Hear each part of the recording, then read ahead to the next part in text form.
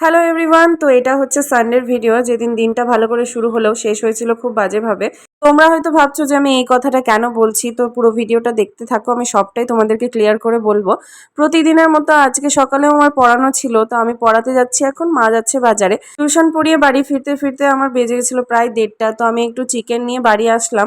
এসে দেখি মা 2 রকমের মাছ এনেছে, তো সেগুলোই রান্না করছে। তো আমি বললাম মাছগুলো রেখে দিয়ে চিকেন রান্না করো। তো দুপুর যেহেতু হয়ে গেছিলো তাই আমার খিদে পেয়ে গেছিলো, তো মাকে বললাম যা রান্না হয়েছে সেটা দিয়ে একটু ভাত দাও। মা বললো আমিও খাবো, আমারও খিদে পেয়ে গেছে।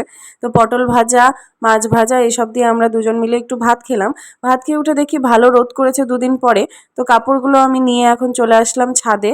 কাপড়গুলো আমি মেলে দিলাম, আর 2-3 দিন পরে রোদ উঠেছে, মনে হচ্ছে যেন দিনটা একদম প্রাণ ফিরে পেলো। বেশ ভালো লাগছিল রোদটা। তারপর নিচে এসে মাকে চিকেনটা ধুয়ে দিলাম, মা রান্না করবে। আর আমি স্নান করে বেরিয়ে একটা ফোন এসেছিল, ফোনটা রিসিভ করতে গিয়ে হাত থেকে ফোনটা পড়ে গিয়ে পুরো স্ক্রিনটাই ফেটে গেছে। কিন্তু ভালো করে দেখে দেখলাম যে ভেতরের স্ক্রিনটাতে কিচ্ছু হয়নি, ওপরে গ্লাসটাই ফেটেছে।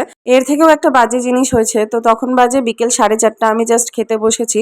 এরপরে আমার কাছে ফোন আসে যে আমার অভি অসুস্থ হয়ে সেন্সলেস হয়ে গেছে। এই কথাটা শোনা মাত্রই আমি তাড়াতাড়ি ছুটে যাই, ওকে গিয়ে হসপিটালে অ্যাডমিট করি। আর এতটাই টেনশনে ছিলাম যে এরপরে আর কোনো ভিডিও করতে পারিনি।